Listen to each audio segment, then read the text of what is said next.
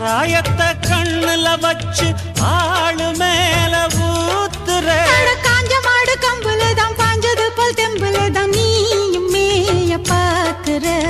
மூட்டை தூக்கும் மாமாய் அழகு மான தூக்கலாமா மாமன் வீரம் என்ன அதத்தான் நானும் பார்க்கலாமா